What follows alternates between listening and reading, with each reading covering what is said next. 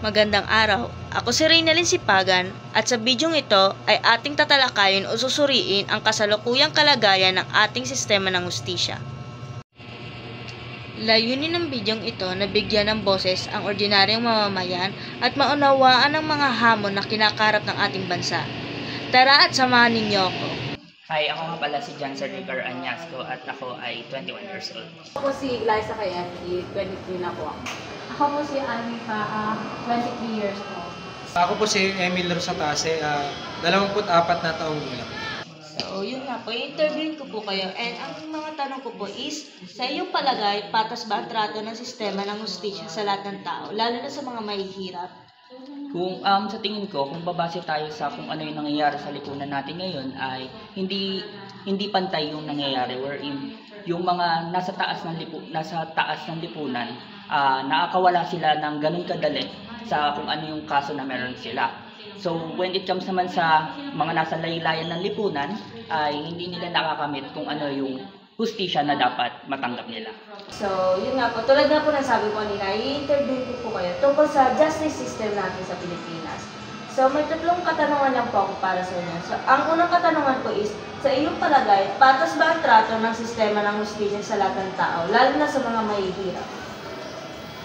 So, sa akin, hindi siya patas. Lalo na kung ang mga nagiging biktima ay mahihirap or kapos-palad. Kasi ang pagkakaroon ng hustisya dito sa Pilipinas, aminin na natin na privilege lang yun.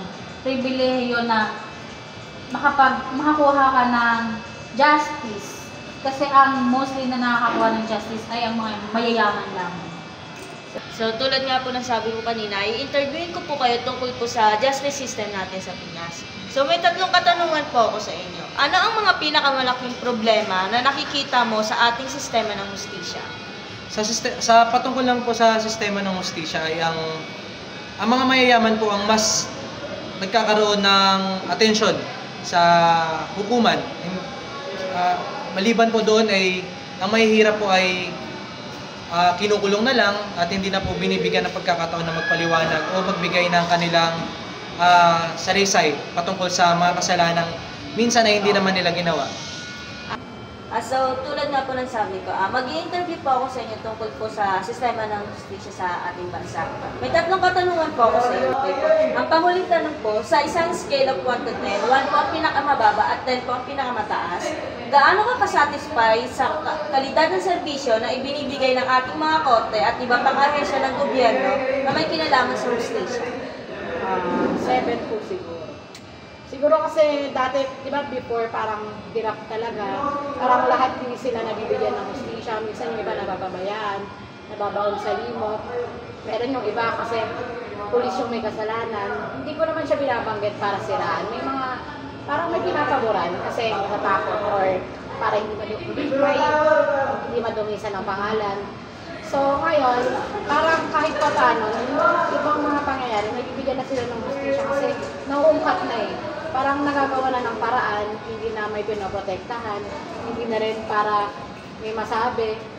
Siguro kaya ngayon mga siguro 7 kasi feeling ko naman kahit pa paano, namumulat na rin yung mga ibang mambabatas natin sa mga Ang kalagayan ng sistema ng hustisya sa Pilipinas ay isang malalim at komplikadong issue na may malaking epekto sa buhay ng bawat Pilipino. Sa pag-aaral at pag-unawa sa mga hamon at suliranin nito, maraming aral ang ating matututunan. Ang pagbabago ng sistema ng hustisya ay isang responsibilidad ng bawat isa sa atin. Kung magtutulungan tayo at magiging aktibo, maaari nating makamit ang isang mas mahusay at mas patas na lipunan para sa lahat. Kung naniniwala kang mahalaga ang hustisya para sa bawat Pilipino, i-share mo ang vlog na to. Magkomento ng iyong karanasan o opinion tungkol sa justice system natin. Huwag din kalimutan mag-subscribe para sa mas maraming kaalaman at talakayan. Muli, ako si Reynalyn Sipagan at ito ang aking ambag para sa isang mas makatarungang Pilipinas.